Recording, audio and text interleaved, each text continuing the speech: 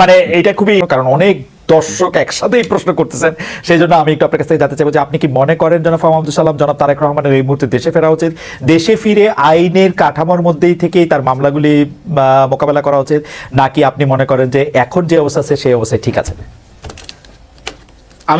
আমি মনে করি এখন যে অবস্থা আছে ঠিক আছে। এটার কারণ কি আপনি একটু ব্যাখ্যা করবেন? যে মানে কারণটা হচ্ছে গিয়ে দেখেন, আমি জানি না উনি কি মনে করেন, কিন্তু আমি এটা সম্পূর্ণ আমার ব্যক্তিগত ধারণা থেকে বলছি যে বাংলাদেশে এই মুহূর্তের বাংলাদেশের একটা পারসেপশন হচ্ছে গিয়ে যে বিএনপি সবচেয়ে বড় দল। সত্য কি মিথ্যা আমি জানি না, কিন্তু এটা ওয়াইডলি অ্যাকসেপ্টেড। না, ওনার ব্যাপক জনপ্রিয়তা আছে বাংলাদেশের বিএনপির নেতাকর্মীদের মাঝে। তো উনি আসলে যে ঘটনাটা ঘটবে বলে আমার ধারণা, ওই 10 লাখ লোক রাস্তায় যাবেন, এবং এটা খুব কিভাবে বলবো আমি, মানে এটার যে পলিটিক্যাল ওজন অনেক বেশি হয়ে যাবে। তখন বাংলাদেশের যে সেন্টার অফ পাওয়ার এটা শিফট করবে, এবং বিএনপির অনেক, আমি মনে করি যে দল হিসেবে বিএনপির এতে যে সমস্যাটা হবে যে বাংলাদেশে একটা টাসল তৈরি হবে। এটা বেটার হচ্ছে tussle between government and BNP. Yes, okay okay okay, জি। কারণ হচ্ছে কি, গভর্নমেন্ট মানে আমি শুধু মানে ইউনূস সাহেবের কথা বলছি না, আমি বলছি যে গভর্নমেন্ট একটা বিশাল মেশিনারি। তখন ওইটার মধ্যে তারেক সাহেব আসলে ওনার যে ওজন, পলিটিক্যাল ওয়েট বলছে, সেই কারণে একটা টাসল তৈরি হবে।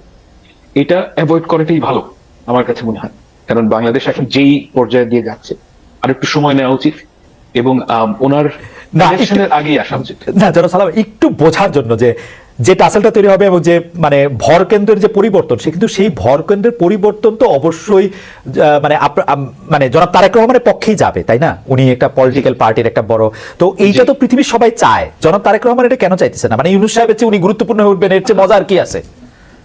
এটার অনেক, আমি আসলে ব্যাপারটা কি জানেন, আমি রেসিপি ফর ডিজাস্টার হচ্ছে কি, কারোর কাছে অথরিটি নাই কিন্তু রেসপন্সিবিলিটি আছে। ওকে, ভাইস ভার্সা। হ্যাঁ, তো যার রেসপন্সিবিলিটি তারই অথরিটি থাকা উচিত। ওকে ওকে, এখন এই মুহূর্তে তারেক সাহেব যখন আসবেন ক্ষমতায়, আমি বলছি মানে বাংলাদেশে যখন আসবেন, তখন যে ঘটনাটা ঘটবে যে সবাই তার দিকে তাকিয়ে থাকবে, এবং এই কারণে একটা জন আকাঙ্ক্ষা, মানে গভর্নমেন্ট এবং বিএনপির মধ্যে একটা টাসল তৈরি হবে। এইটা ছাত্রদের জন্য ভালো না।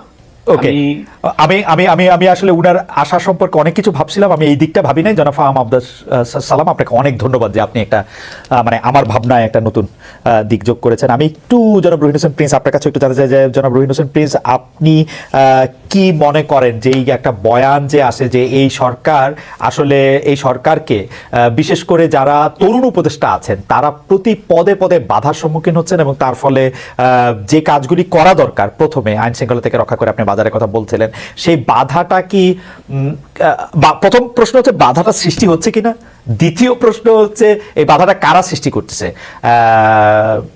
আপনি এই সরকারের সাফল্য চান কিনা, বা সিপিবি এই সরকারের সাফল্য চায় কিনা?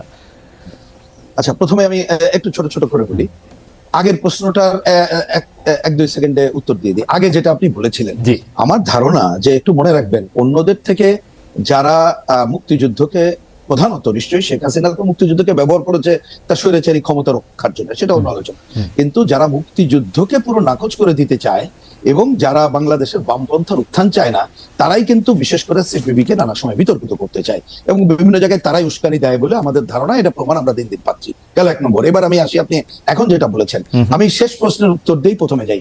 দেখুন, এটা তো একটা অন্তর্বর্তীকালীন সরকার। আমরা এই সরকারকে খালি বলি যে আপনি মনে রাখেন আপনি অন্তর্বর্তীকালীন সরকার, আপনি কি কাজ করবেন এখনো সুনির্দিষ্ট করতে পারেন নাই, রাজনৈতিক দলগুলোকে আস্থায় নিয়ে সেটা সুনির্দিষ্ট করেন, এবং আমরা অবশ্যই সেই কাজের সাফল্য চাই।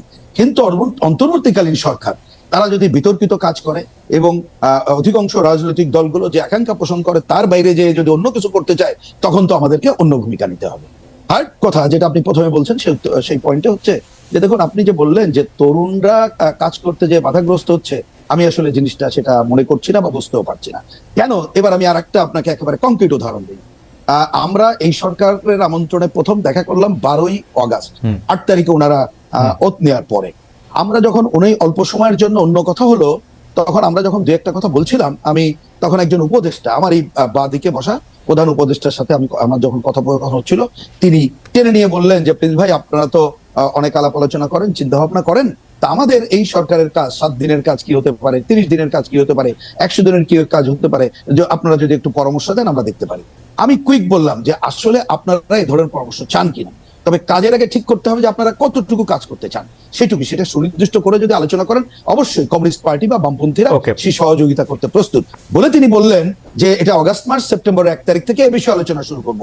আজকে নভেম্বরের কত তারিখ দেখেন, এই বিষয় নিয়ে কোনো আলোচনাই করে নাই। সুতরাং ওনারা তো ওনাদের কাজের রোডম্যাপই তৈরি করতে পারেন নাই। সুতরাং রোডম্যাপ যদি তৈরি করেন এবং রাজনৈতিক দলগুলোর আস্থায় নিয়ে করেন, অবশ্যই সর্বাত্মক সহায়তা আমরা করব, এবং আমরা তাদের যে কাজ, যে একটা সুষ্ঠু নির্বাচনের মধ্য দিয়েই তারা ক্ষমতা হস্তান্তর করা এবং কতগুলো সংস্কারের রূপরেখা তৈরি করে দেওয়া ঐক্যমতের ভিত্তিতে, সেই কাজটা করলে আমরা শতভাগ তাদেরকে আমরা সমর্থন প্রিন্স ভাই, আমি শুধু আপনাকে প্রশ্নটা করে রাখি, কারণ আমি একটু ফার্মার কাছে যাব, যে আপনারা কি আসলে জানেন জনগণ কি চায় বা কি হওয়া উচিত? আপনারা যে জানেন, আমি আপনার কাছে ক্ষমা চেয়ে বলছি, এই প্রমাণ তো আমি 53 বছরে পাই নাই আসলে। আপনারা যদি জনগণকেই বুঝবেন, তাইলে আর মানে আপনারা জনগণ থেকে এত দূরে কেন?